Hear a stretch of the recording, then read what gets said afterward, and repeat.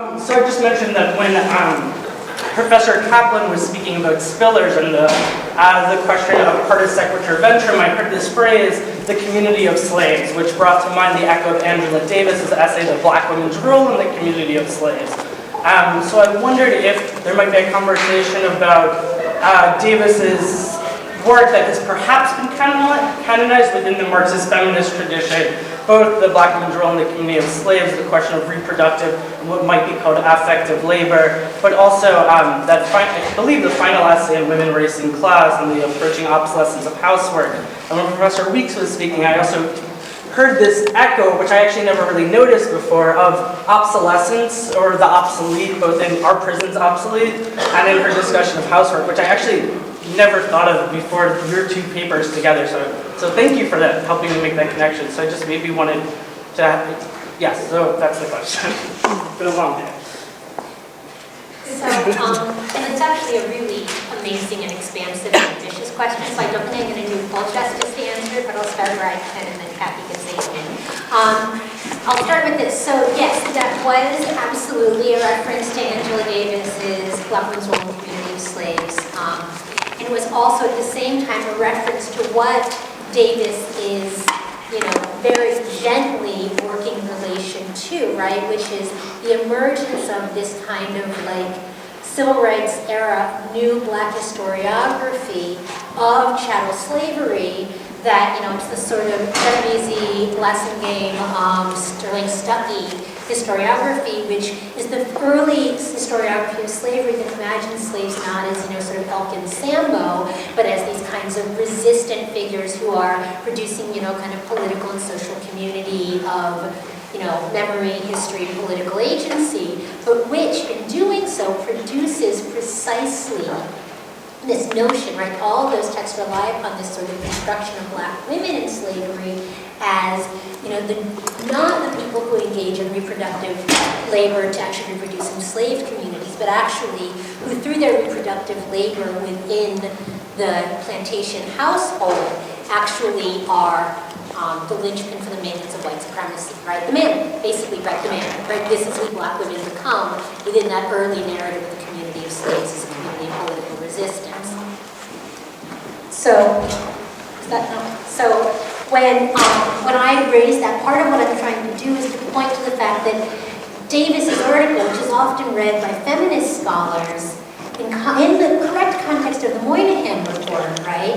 And in the correct context of sort of the emergence of Black feminism, is often read outside of its context as a particular kind of intervention into slave historiography that seeks to really undermine the notion that the site of politics in African chattel slavery was a site of masculine political opposition in the public sphere, and that opens up the ability to actually think about the reproductive not just as a site of complicity, but as a site of radical possibility for something else. So so it's kind of a double reference. It's both I'm really trying to actually do exactly what Kathi did so brilliantly in her talk, which is to point to the ways in which Davis's work does that really important thing that my work aspires to do, which is to operate across conversations within Marxist feminism and Black feminism and post-structuralist theory, in fact, to be able to think about how the kind of categorical crisis that Black feminism produces in these notions and even terms like woman meets up with the crisis of hegemony and the crisis of authority that Gramsci or Marx would talk about as emerging out of heightened contradiction, meets up with the crisis of meaning that, say, a Derrida would talk about as reproducing new systems of, knowledge production and language. So I think Angela Davis is so perfect for actually thinking about how these are not hermetically sealed conversations, even though we read them in these really weird linear trajectories that are, we read these intersectional feminists in totally non-intersectional ways. Yeah, I won't say much about it. I mean, I hadn't really thought about, and I probably should think about the link between the coming obsolescence of housework essay and the prison obsolete. I haven't really thought of that either. It's a good idea. So yeah, I definitely think about that. That essay about the obsolescence of housework, in some ways I like the essay because it's part of her consistent efforts to critique the institution of the family and really hit pretty hard on the, you know, the family as a system of privatized labor organization that she really takes on. I don't like her reading of Wages for Housework in that. I mean, I really don't think that she's necessarily seizing on the most vibrant part of that tradition in some ways. So in some ways I like the essay a lot, in some ways it hasn't been one of my favorites. But that's a good idea to think about, you know, how she's using that term in the two essays. I'd like to add something about obsolescence, because I was always, like Angela Davis, I was always very profoundly upset about the notion of obsolescence. What work in capitalism is not obsolescent? If we take it to say that we don't want it, that it's oppressive, that it's organized in a way that divides people, that suffocates our energy, what work? Can you think of work? Then office work is obsolescent. Mining work is obsolescent. Teaching work, the way it is organized, is obsolescent. Why housework is selected as obsolescent? Whereas, in fact, you know, try to have a child that is sick, try to have another person, try to have a very low income, try to live in a proletarian neighborhood that is very contaminated and very dusty, etc., etc. And you know that it's not obsolescent. You know that you have to do a tremendous amount of work in order to survive, in order to provide something that is not poisonous to your family, etc., etc. So I never understood why housework in particular had to be seen. That we have to be changing? Yes. So we have to change every other work in capitalist society. Not only housework. It's not only, it has an element of the, actually I don't think it's intended but in a way, I want echoes of that critique of Angela Davis, who otherwise I respect immensely, of the, you know, what's her name? Idea that housework is drudgery and etc., etc. Right? So I think we have to be very, very careful with that category. Thank you.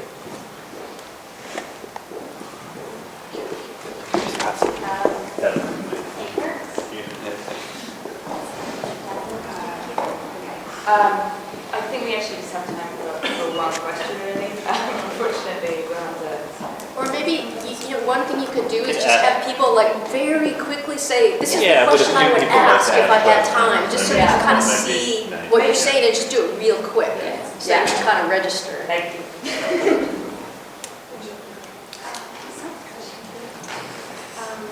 Hi, my name is Sue Ju.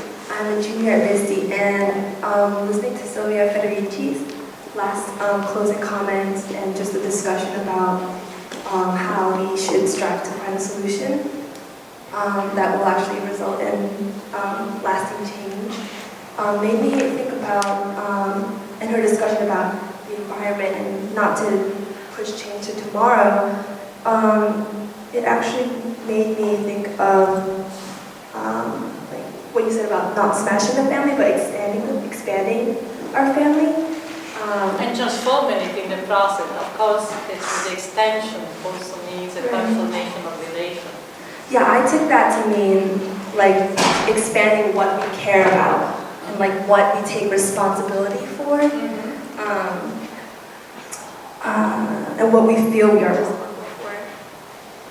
Whether that is environmental perseverance and care, or like care for others, like emotional care for others, like emotional labor, reproductive labor, and just like maybe that could be a potential solution. And it kind of reminded me, I'm from Korea. I was born in Seoul. I lived 10 years in Seoul, and I'm on my 11th year in the U.S. And so I don't know too much about the roots of my nation, but it reminded me of the very Asian beliefs of community, a very strong focus on community versus a stronger focus on the individual in Western cultures. So I just wanted to make that comment. Hi, very quickly, my question is specifically in response to Silvia's concluding remark, but I hope maybe the other panelists could weigh in as well. So in your kind of political proposal, I understood, in a way, a two-part call to action. One of them is, putting forth a certain set of demands, which could be formulated in different terms. It could be wages for housework, it could be minimum wage, etc. And the other aspect of it is this reconstruction of community, reconstruction of familial and other forms of kinship relations. So in a way, I have like a twofold question to this twofold proposal. And my question was this posing a set of political demand has to do with addressee of the demands. Like in a way, who are we making these demands of? Is it the state? And if it's the state, in a way, how much does it factor in to your argument the kind of state that we're talking about? Because even looking at recent history, the role of the state in the United States has transformed enormously from the 60s to today. So that's one part of the question, and the other one is related, and it has to do with this process of reconstruction. Should we think of that as somehow outside of capitalism, resistant to capitalism, or does it have to work in a way, does it have to kind of enter into capitalist relations? Do we have to kind of work our way through the wage relation and through these other forms of late capitalism or production? Other questions? I guess just to sort of maybe close it out unless anybody else has a question. Okay, I'm Lakshmi. And I mean, you're going to come to dinner, and so are you, Bunning. So you can both ask questions at dinner. But I just wanted to I wanted to allow you, Silvia, to talk a little bit more about this idea of basic guaranteed income, especially given that we have Kathi Weeks here, whose wonderful book, The Problem with Work, really thinks about this idea of basic guaranteed income in relationship to the wages for housework movement. And, I just would love to hear a little bit of a dialogue, I guess, between you about that question.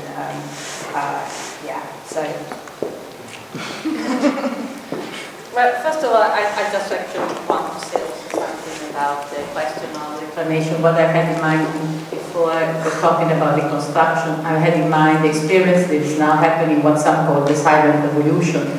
The fact that you have now millions of people across the world who do not trust state, do not trust capital. They know that there's nothing for them. The state does not guarantee their reproduction.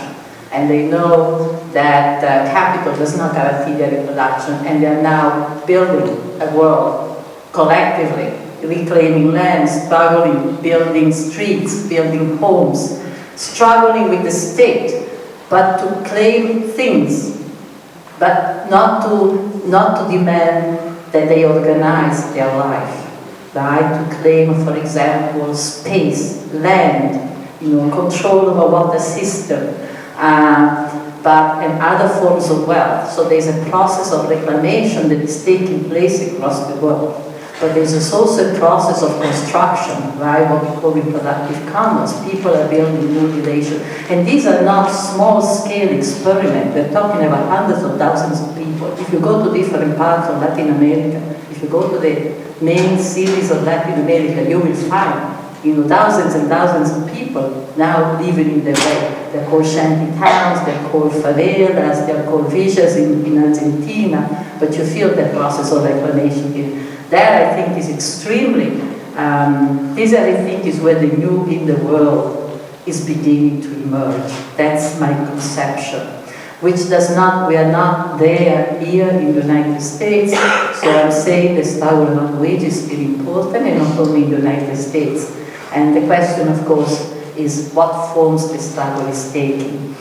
So in relation to the basic guaranteed income, I've been impressed that I've heard about the basic guaranteed. Thomas Paine talked about the basic income in his way in 1797 in a pamphlet he wrote called Agrarian Justice. He said, that's the argument about the basic income. He said, landed property as deprived the worker, the farmer, of his wealth, of his capacity to support himself, their community. Therefore, what we should demand, given that landed property is so hegemonic, we should demand that when everybody becomes 25, they get a lump sum of money, and that allows them to buy a cow and a piece of land. And with that, they can reproduce themselves. And then there was going to be another sum of money. Reminds me like 40 acres and a mule. 40 acres and a mule. It reminds, and when they reach 50, another sum of money. Right? So the idea of having some money for reproduction in a situation in which capitalism very clearly cannot reproduce. Right? This, I think, is the idea behind the guaranteed income. I think that is a very old idea, and it's an important one. For me, always the question is, what is the power of a demand to aggregate people, to disclose exploitation? What is the power of the demand to put weapons in your hands? The question is always, how do you fight so that you don't fight empty-handed? I think the power of wages for housework was that we had something in our hand to fight with. We had something in our hand, and it was, here is all this work you have done.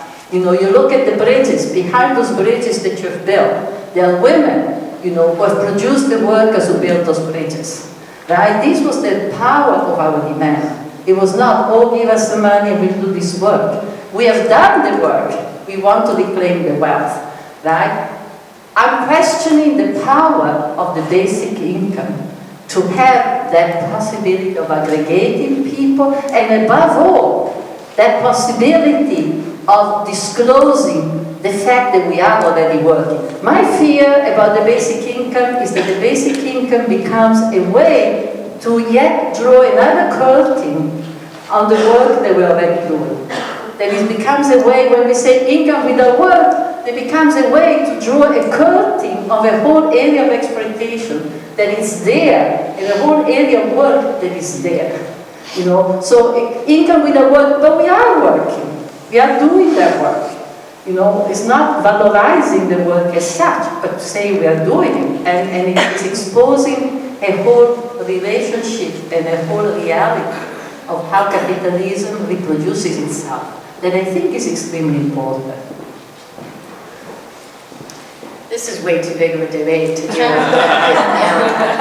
I'll do like 1 minute rebuttal. I'll hand it back to you. I don't want to do too much of that. But you're saying, what is the power of the demand to aggregate people? And you were saying that you felt that it was more powerful to say, well, we are doing the reproductive work that makes productive work possible, and so we need to have this money for this kind of reproductive labor. And I actually want the demand to call that kind of logic into question. I deserve to live because I'm a human being and I'm on this planet. I mean, I don't have to earn the basic right to live on this planet. I don't have to work. Most of us can't work for most of our lives, and some of us are never work ready in this context. We're not capable of doing what the wage system wants us to do, but we all deserve to have a life.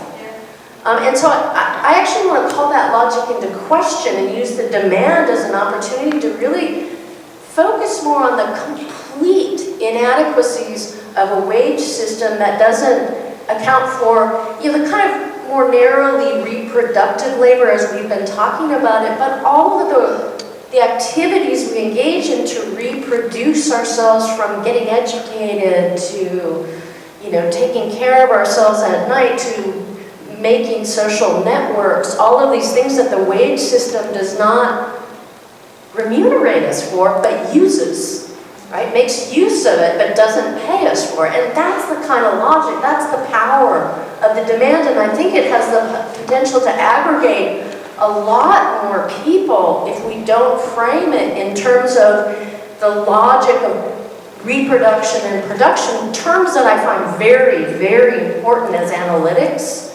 but I also think don't have the same kind of potential, as you say, to aggregate people.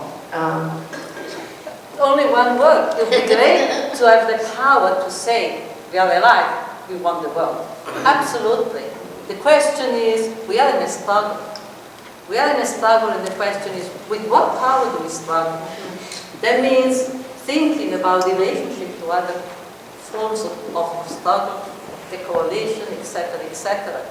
And so that, for example, we can say, yes, down with capitalism, right? In other words, we want to say, not only we have a right to exist, but we want to say the land is ours.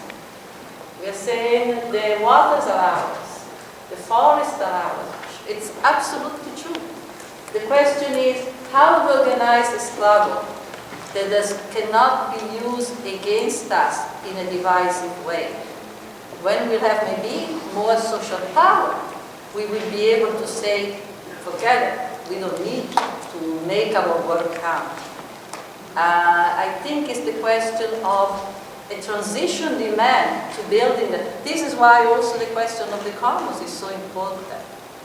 Because there are demands, they are ideal as to what we want to reach. The other question is, how do we win the power to actually win them? How do we win the power so that those demands are not being turned against us in a way that divide us more from other groups, other people, so that, for example, we are not stigmatized in the same way women on welfare were stigmatized. This is really the concern.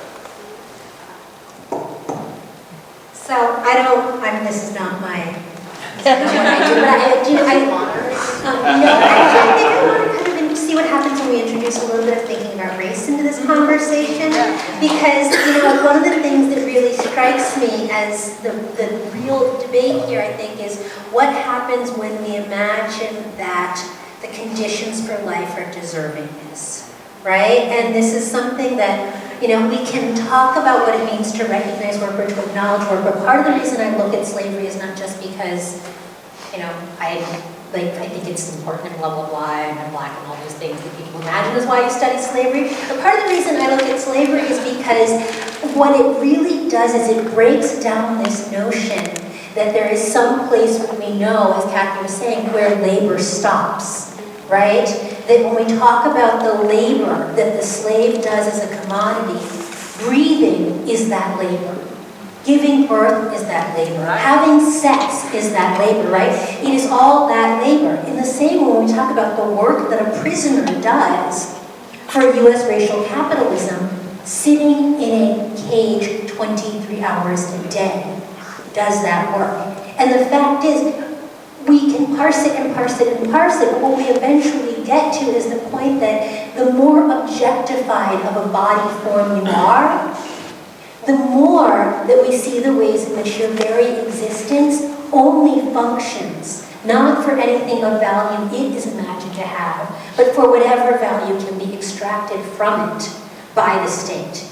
So I think that, when we really continue to kind of look for finding a way to value or to recognize or to acknowledge the work we do as the precondition for our existence, if we think about it in the context of race, we actually run up against the very reasons why entirely surplus black populations in inner cities who are not sustaining themselves necessarily according to the state, who are not effectively or adequately or successfully engaging in familial structures or self-care or reproduction of the home or any of these things, right? This is the whole point behind going in the report, right? Who are not working now, are not going to work, are not ever, are actually have never been able to work because work has actually left all aspects of their life. Right? People who are living in shelters, right? All these different kinds of things. Those black bodies, right? Those black people, in the context that we're talking about, actually are going to negate the notion that black lives matter, right? Because if our lives only matter, if our lives are only deserving, if we operate within particular kinds of racialized logics of doing something that we can count as work, And we've actually lost the very notion that there is some other kind of logic that means that we are actually all required and obligated to sustain not only ourselves but each other. Not because we are deserving, because deservingness is a line that will always move, and it is a line that is always racialized. But it's not a matter of deserving. This is demanding. Look, in jail, people, many struggles of prisoners, have used the concept of work to organize because they were forced to work, and they said, for example, and they wanted to be paid, including article, etc., etc. But it's not a matter of deserving. I think there's a misunderstanding. What does it mean to make the work count? It's not a matter of deserving. So if it's not It's a matter of theft. You're stealing us. You're stealing from us. One important element is to disclose how capitalism is stealing from you. Is to say thieves. It's not only to say, Steve, you're taking away our life, and this is why we are in the gutter. This is why we're sleeping in the street. This is why we're starving, and our children, have to, are taken, forced to be, are going to schools where the guards are armed and where they're fed Prozac, etc., etc. So the word of deserving is nothing. I agree. Deserving is not part of a struggle. That's not. Language too is very important as a terrain of struggle. And I think the notion of deserving does not come in the notion of trying to expose the work that we are doing. It's the other way around. It's showing that capitalism is a capitalism that kills us, that's taken away from us, that is stealing us, that is impoverishing us, and is saying that, forcing us to work more, to do this and that, when in fact they're already taking away a lot of our lives. That, I think, is the logic, not the logic of deserving. I agree completely. I don't want to say we deserve to be paid, but want to say you are now, feeding, reproducing, expanding yourself at our expenses, off our backs. We want back that land. We want back that money. We want back those resources. It's a way to say this is ours. So it's a reparations movement. It's a reparation.